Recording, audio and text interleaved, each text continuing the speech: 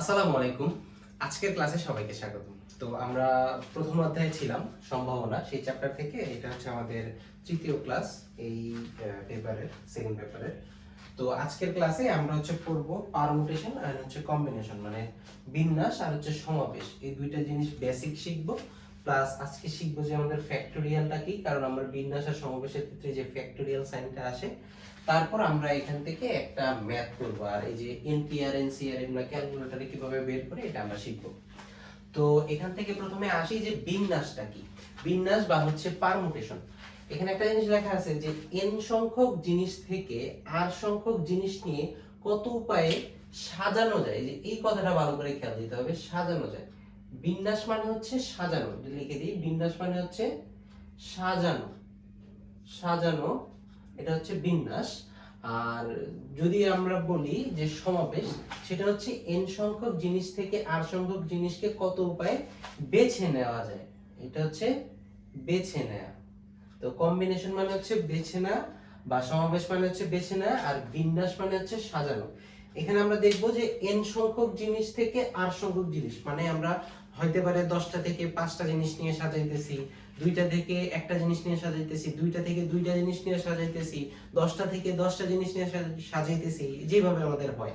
এটা হচ্ছে n সংখ্যক জিনিস থেকে r সংখ্যক জিনিস নিয়ে আমরা কত উপায়ে সাজাতে পারি। আর এই সাজানোর সংখ্যাকে আমরা এখানে npr দ্বারা প্রকাশ করি, npr। আর npr এর ফর্মুলা হইতেছে n factorial divided by n minus r factorial. এই যে এইখানে যে সাইনটা, এইটাকে আমরা বলি ফ্যাক্টোরিয়াল। ফ্যাক্টোরিয়াল কি সেটা আমরা আসতেছি পরে। তো এইখানে এটা হচ্ছে ফ্যাক্টোরিয়াল। তো npr মানে হচ্ছে n factorial divided by n minus r factorial. এটা হচ্ছে n সংখ্যক জিনিস থেকে r সংখ্যক জিনিস নিয়ে আমরা কত উপায়ে সাজাতে পারি, এটা সেটা। তারপর হচ্ছে সমাবেশ, সেটা হচ্ছে n সংখ্যক জিনিস থেকে r সংখ্যক জিনিস আমরা কত উপায়ে বেছে নিতে পারি। এটাকে আমরা প্রকাশ করি হচ্ছে NCR দ্বারা, এটাকে আমরা NCR দ্বারা প্রকাশ করি। আর NCR এর ফর্মুলা হইতেছে n factorial divided by r factorial into n minus r factorial. এটা হচ্ছে NCR এর ফর্মুলা।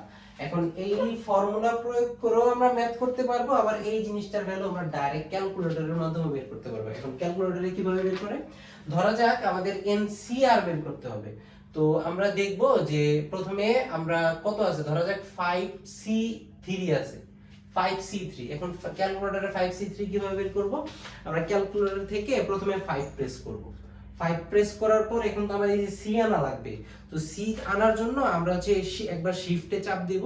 শিফটে চাপ দেওয়ার পর আমরা দেখব ভাগ অথবা গুণ, যেই ক্যালকুলেটরে যেভাবে আছে ওই ক্যালকুলেটরের উপরে NPR অথবা NCR এই কথাটা লেখা আছে। ধরা যাক একটা হচ্ছে 5P3 বের করব, আর এটা হচ্ছে 5C3 বের করব। তো আমার যখন যেটা দরকার ক্যালকুলেটরে প্রথমে উপরেরটা প্রেস করে বসাবো। ধরো 5 দরকার, 5 বসালাম, তার বা হচ্ছে 5 প্রেস করলাম। তারপর হচ্ছে শিফট চাপ দিয়ে যদি আমার সি দরকার, যে যেই বাটনের উপর NCR লেখা তো ওইখানে বাটনে টিপ দিব, অথবা যেই বাটনের উপরে NPR লেখা আমার পি দরকার ওই বাটনে ক্লিক করব। তাহলে আমরা দেখব যে আমাদের ক্যালকুলেটর স্ক্রিনে আমরা পি চলে আসছে। এরপর আমাদের যেটা দরকার এখানে 3, তাহলে 3 প্রেস করে দেন ইকুয়াল দিলে আমাদের অ্যানসারটা এখানে চলে আসবে। এইটা হচ্ছে আমরা এই যে এই NCR এবং NPR এর ভ্যালুটা আমরা কিভাবে ক্যালকুলেটরের মাধ্যমে বের করব, অথবা এই ফ্যাক্টোরিয়াল এই ইয়ার মাধ্যমেও বের করা যায়, ফর্মুলা প্রয়োগ করেও করা যায়। এখন আসি ফ্যাক্টোরিয়াল। ফ্যাক্টোরিয়াল হচ্ছে যত ফ্যাক্টোরিয়াল বলবে তত থেকে নিয়ে 1 পর্যন্ত সবগুলো সংখ্যার গুণফল, প্রত্যেকটাই এক এক করে গুনতে থাকবে। যেমন আমি এখানে একটা एग्जांपल দিই, যদি আমি বলি যে 4 ফ্যাক্টোরিয়াল, ধরলাম যে 4 ফ্যাক্টোরিয়াল। 4 ফ্যাক্টোরিয়াল মানে হচ্ছে 4 থেকে নিয়ে 1 পর্যন্ত সবগুলো সংখ্যার গুণফল, মানে 4 3 2 1, এটাকে আমরা বলি 4 ফ্যাক্টোরিয়াল। যদি আমি বলি 5 ফ্যাক্টোরিয়াল, তাহলে সেটা হবে 5 4 3 2 1, মানে যত ফ্যাক্টোরিয়াল বলুক তত থেকে শুরু করে n পর্যন্ত যাবে। এখন এটাকে একটু ভাঙা যায়, একটু কাজ করা যায়। এখানে দেখেন, তো এখানে 5 ঠিক থাকলো, এইটা কিন্তু আমার 4 ফ্যাক্টোরিয়াল। এই যে এখানে তাকান, এটা কিন্তু আমার 4 ফ্যাক্টোরিয়াল। তাহলে 5 4 ফ্যাক্টোরিয়াল বলতে পারি এতটুকুকে। তো এইটাকে আবার কি বলা যায়, 5 তো 5 ঠিক থাকলো, এই 4 কে কি আমি 5 1 ফ্যাক্টোরিয়াল বলতে পারি না? আচ্ছা, এটা কেন লিখলাম, ধরেন এখানে আমার 5 ফ্যাক্টোরিয়ালটা আমি এই আকারে লিখতে পারলাম, আমার 5 নেই, 5 এর জায়গায় যদি আমি n বসাই তাহলে n ফ্যাক্টোরিয়াল কি হবে, তাহলে এখানে n হবে একটা, ইনটু এখানে n হবে একটা -1 ফ্যাক্টোরিয়াল, মানে বলবো যে n into n - 1 factorial, into sign দিলেও যা না দিলেও না, মানে n factorial equals to n into n - 1 factorial. আরো সামনে যদি যেতে চাই তাহলে এটাকে বলবো যে n ইনটু n - 1। এখন আরেক ঘর যদি বাড়াতে যাই, এক ঘর বাড়ানোর ফলে এক মাইনাস হয়েছে, তাহলে আরেক ঘর যদি বাড়াইতে চাই তাহলে 2 মাইনাস হবে 2 ফ্যাক্টোরিয়াল। আমি যদি আরেক ঘর বাড়াইতে যাই তাহলে 3 মাইনাস হবে, এর আরেক ঘর বাড়াইতে চাই তাহলে এরকম কমতে কমতে কমতে কমতে প্রথমে 1 কমবে, 2 কমবে, 3 কমে, যে প্রথমে 1 কমছে, 2 কমছে, তারপরে 3 কমছে, এবং কমতে কমতে ডাইরেক্ট একই জায়গায় ঠেকবে। এটা হচ্ছে আমার n ফ্যাক্টোরিয়াল। তো এখানে দুটো ইন্টারেস্টিং জিনিস আছে, একটা হচ্ছে আপনার 1 ফ্যাক্টোরিয়াল ইকুয়ালস টু 1, আবার 0 ফ্যাক্টোরিয়াল ইকুয়ালস টু 1। আচ্ছা 1 ফ্যাক্টোরিয়াল ইকুয়ালস টু 1 এটা আমরা বুঝলাম, 1 ফ্যাক্টোরিয়াল মানে শুধু 1ই আছে, তাহলে 1 মানে 1ই, এটা বুঝলাম। তো 0 ফ্যাক্টোরিয়াল মানে 1 কেমনে হয়, এটা একটা কোশ্চেন থাকতে পারে। তো এটার জন্য আমরা একটা জিনিস ধরে নিই, যে আমরা তো এখান থেকে জানি যে n ফ্যাক্টোরিয়াল সমান সমান হচ্ছে n ইনটু n - 1 ফ্যাক্টোরিয়াল। এটাই যে আমরা উপর থেকে দেখে আসলাম যে n ফ্যাক্টোরিয়াল মানে n ইনটু n - 1 ফ্যাক্টোরিয়াল। তো আমাদের এখানে যদি n সমান সমান 1 হয় তাহলে কি হবে, তাহলে n সমান সমান যদি 1 হয় তাহলে এই যে এই জায়গায় আমি কি লিখব, 1 ফ্যাক্টোরিয়াল সমান সমান n এর জায়গায় লিখব 1 ফ্যাক্টোরিয়াল 1, তারপরে হচ্ছে এই n এর জায়গায় 1, তারপরে মাইনাস এখানে 1, তারপরে একটা ফ্যাক্টোরিয়াল চিহ্ন। আচ্ছা বা এখান থেকে কি লিখতে পারবো, 1 ফ্যাক্টোরিয়াল মানে কত 1, তাহলে লিখলাম 1, তারপরে ইকুয়ালস টু এইখানে দেখেন একের সাথে যাই গুণ করি একই তো হবে, তাহলে এখানে 1 - 1 মানে কত 0, সাথে কত আছে ফ্যাক্টোরিয়াল, তাহলে কি বলতে পারবো যে 0 ফ্যাক্টোরিয়াল মানে 1 চলে আসছে। এই যে এই পরিপ্রেক্ষিতে আমরা বলতে পারি যে 0 ফ্যাক্টোরিয়াল ইকুয়ালস টু 1। এটা অনেক সময় খ নাম্বারে চলে আসতে পারে অথবা এমসিকিউ তে চলে আসতে পারে, তাহলে এই প্রমাণটা আমরা একটু দেখে রাখি যে 1 ফ্যাক্টোরিয়াল মানে 1, 0 ফ্যাক্টোরিয়াল মানে 1, আর ফ্যাক্টোরিয়াল সাইনটা আমরা মোটামুটি বুঝছি। এখন এতক্ষণ বুঝলাম যে এনপিআর অথবা এনসিআর, মানে সি আর এন এবং আর দুইটা হচ্ছে আলাদা। এখন যদি দুইটাই কি একই হয়, মানে এনপিএন হয় আর এনসিএন হয়, তখন কি হবে, তাহলে আমরা এখানে বসাই। দেখেন যদি এখানে এন মানে এনপিআর ছিল, তাহলে এখানে আর আসছে, তাহলে এনপি এখন এন আসছে, তাহলে আর এর জায়গায় এন বসে যাবে, তাহলে এখানে হবে n factorial divided by n minus n factorial. তাহলে n - n মানে কত 0 না, তাহলে 0 ফ্যাক্টোরিয়াল উপরে কত n ফ্যাক্টোরিয়াল, মানে 0 ফ্যাক্টোরিয়াল মানে কত, এই যে 0 ফ্যাক্টোরিয়াল মানে 1, নিচের 1 তো তাহলে লেখা লাগে না, তাহলে শুধু হচ্ছে n ফ্যাক্টোরিয়াল, মানে npn মানে হচ্ছে n ফ্যাক্টোরিয়াল। আর যদি আমরা করতে চাই ইয়া ncn, তাহলে এখানে কত বসবে n ফ্যাক্টোরিয়াল ডিভাইডেড বাই এখানে r এর জায়গায় n ফ্যাক্টোরিয়াল, আর এখানে হচ্ছে n মাইনাস n ফ্যাক্টোরিয়াল। তখন কি হবে, আচ্ছা এখানে n ফ্যাক্টোরিয়াল কাটা, তাহলে উপরে থাকলো 1 আর নিচে n - n মানে 0 ফ্যাক্টোরিয়াল। আচ্ছা 0 ফ্যাক্টোরিয়াল মানে কত, এই যে 0 ফ্যাক্টোরিয়াল মানে 1, তাহলে 1/1 মানে কত 1। তাহলে একটা জিনিস মনে রাখবো আমরা, যদি npn হয় তাহলে ডাইরেক্ট n ফ্যাক্টোরিয়াল বসাবো, আর যদি ncn হয় তাহলে হবে 1। মানে যদি আমি বলি যে 5p5 এটার মানে হচ্ছে 5 ফ্যাক্টোরিয়াল, যদি আমি বলি 6p6 এটার মানে হচ্ছে 6 ফ্যাক্টোরিয়াল, আর আমি যদি বলতাম যে 6c6 তখন সেটা হইতো 1। যদি আমি বলতাম যে এখানে লিখি যে 5c5 তখন সেটা হবে 1। মানে এই c এর বেলায় দুইটাই যদি সমান হয় তখন হয় 1, আর p এর বেলায় দুইটাই যদি সমান হয় তাহলে যত থাকবে তত ফ্যাক্টোরিয়াল। এটা হচ্ছে মোট কথা। তো এখন এই কম্বিনেশন আর পারমুটেশন মানে বিন্যাস আর সমাবেশ থেকে একটা ম্যাথ করি। এটা হচ্ছে বেসিক্যালি বিন্যাসের ম্যাথ, কারণ এটা হচ্ছে সাজানোর ম্যাথ। একটু দেখি ম্যাথটা কি বলছে, যে অ্যাসাসিনেশন একটা ওয়ার্ড দেয়া আছে, এইটার যতগুলো এই শব্দটা প্রতিটি অক্ষরগুলোকে মোট কত উপায়ে সাজানো যায় বলছে আমাদের, কি সাজানো যায়। তাহলে এখানে টোটাল সংখ্যা আছে কয়টা দেখি, 1 2 3 4 5 6 7 8 9 10 11 12 13টা। তাহলে টোটাল আমার এখানে n সমান সমান 13টা সংখ্যা আছে। এখন একটা জিনিস দেখেন তো, আমি যদি এখানে কি বলছে যে প্রতিটি অক্ষরগুলোকে মোট কত উপায়ে সাজানো, কত রকমের সাজানো যায়, এখানে কিন্তু কোনোটা বাদ দিতে বলেনি, মানে 13টা আছে, 13টা থেকে 13টাই আমার নিতে হবে। তাহলে এই যে npn আসলো না, তাহলে সেটার অ্যানসার কি হবে n ফ্যাক্টোরিয়াল, মানে 13p13 হবে, তার মানে 13 ফ্যাক্টোরিয়াল। তাহলে আমরা লিখবো যে সাজানো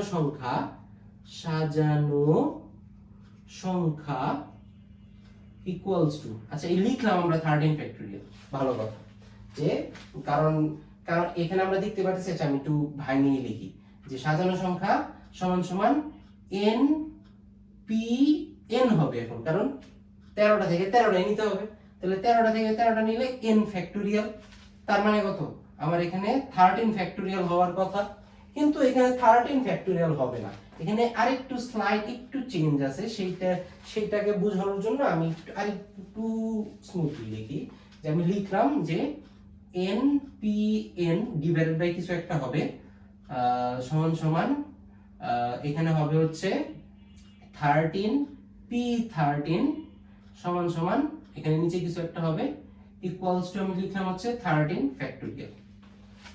আলটিমেটলি এইটা আমরা লিখি না, এই দুইটা আমার লেখার দরকার নাই, আমি ডাইরেক্ট 13 ফ্যাক্টোরিয়াল লিখতে পারবো, কোনো সমস্যা নেই। তো এটার নিচে কিছু একটা হবে, এখন কি হবে একটা জিনিস একটু একটা লজিক দেখি, এখানে হয় আমাদের এই এস এস এই এস এই এস, এখন চারটা এস আছে আমাদের কাছে, এখন এই চারটা এস এর জায়গায় একটা এস এর জায়গায় যদি আরেকটা এস নিয়ে বসাই, আরেকটা এস এর জায়গায় যদি আরেকটা নিয়ে বসাই, তাহলে আদৌ কি কোনো ইয়ার চেঞ্জ হবে, এদের জায়গার কোনো চেঞ্জ হবে বা রিঅ্যারেঞ্জ হবে? এগুলো তো এস এর জায়গায় এসই বসতেছে, অন্য কিছু তো আর বসতেছে না। যেহেতু এগুলা সেম, আর যেহেতু এগুলা হচ্ছে ওই চেঞ্জ করলেও যা না করলেও তা, তাই এর জন্য এখানে কি করা লাগে, যে একাধিকবার আছে যতবার আছে তত ফ্যাক্টোরিয়াল দিয়ে আবার ভাগ করে দিতে হবে। যেমন এখানে দেখেন এস আছে 4টা, এ যদি হিসাব করি 1 2 3টা, তাহলে এ আছে আমার 3টা, তারপর আমি হিসাব করি আই আছে কয়টা, 1টা 2টা, তাহলে আই আছে 2টা, তারপরে হিসাব করি এন কয়টা, এই যে এন 1টা 2টা, তাহলে এন আছে 2টা, 2 4 8 11 আর টি একটা ও একটা, এই যে 13টা। এখন এই যে এস 4টা এস আছে, 4টা এস এর একটা এস এর জায়গায় আরেকটা এস বসালে কোনো চেঞ্জই হবে না। তারপরে এ একটা এর জায়গায় আরেকটা এ নিয়ে বসাইলে কোনো চেঞ্জ হবে না, একটা আই এর জায়গায় নিয়ে আরেকটা আই বসালে কোনো চেঞ্জ হবে না, একটা এন এর জায়গায় নিয়ে আরেকটা এন বসালে কোনো চেঞ্জ হবে না। তো এই ম্যাথগুলোতে কি কি করা লাগে, যে একাধিকবার থাকে, যে যতবার থাকবে তত ফ্যাক্টোরিয়াল দিয়ে ভাগ। যেমন এখানে এস 4বার আছে, তাহলে আমি 4 ফ্যাক্টোরিয়াল একটা নিব, ইনটু এখানে এ 3টা আছে, তাহলে 3 ফ্যাক্টোরিয়াল একটা নিব, ইনটু এখানে আই 2টা আছে, তাহলে 2 ফ্যাক্টোরিয়াল একটা নিব, ইনটু এখানে এন 2টা আছে, তাহলে 2 ফ্যাক্টোরিয়াল একটা নিব। মানে উপরে হইলো 13 ফ্যাক্টোরিয়াল ঠিকই, যেহেতু তাদের এখানে এমন জিনিস আছে যে একজনই বারবার আছে, তাহলে যতবার আছে তত ফ্যাক্টোরিয়াল দিয়ে আমরা ভাগ করে দিলাম। এটার অ্যানসার যা আসবে সেটাই হবে আমার অ্যানসার। এখন কোশ্চেন থাকতে পারে এই 13 ফ্যাক্টোরিয়াল মান আমরা কি এভাবে বের করব, যে 13 ইনটু 12 ইনটু 11 ইনটু 10 এভাবে যেতে যেতে আমরা ইনটু 1 পর্যন্ত নিয়ে এভাবে বের করব? না, এভাবে বের করার দরকার নাই, আমরা ক্যালকুলেটরের মাধ্যমে সুন্দর বের করতে পারবো। শিফট চাপ দিব, অথবা যে ক্যালকুলেটরে যেই ওয়ে আছে আমরা জাস্ট দেখবো যে ওইখানে একটা ফ্যাক্টোরিয়াল সাইন আছে, ওই ফ্যাক্টোরিয়াল সাইন এক্স ফ্যাক্টোরিয়াল লেখা আছে, যে ক্যালকুলেটরের কোনো একটা এই যে আমাদের ডান সাইডের উপরে কোনো একটা বাটনে এক্স ফ্যাক্টোরিয়াল একটা বাটন আছে, তাহলে আমরা আমাদের কত ফ্যাক্টোরিয়াল দরকার, 13 ফ্যাক্টোরিয়াল দরকার, তাহলে আমরা প্রেস করব 13, তারপরে ওই বাটনে ক্লিক করলে অটোমেটিক ফ্যাক্টোরিয়াল সাইন চলে আসবে, ইকুয়াল চাপ দিলে এখানে आंसर চলে আসবে। এই হচ্ছে মোটামুটি আমাদের এই বিন্যাস এবং সমাবেশের একদম প্রাথমিক আলোচনা। নেক্সট ক্লাসগুলোতে আমরা বিন্যাস সমাবেশ নিয়ে আরো আলোচনা করব, এগুলো নিয়ে আরো ম্যাথ করব। আর এই যে সমাবেশ থেকে তো আমরা ম্যাথ করলাম না এখনো, আমাদের ম্যাক্সিমাম ম্যাথই এই অধ্যায়ের 80 to 90% ম্যাথ আমাদের হচ্ছে এই সমাবেশ থেকে চলে আসে।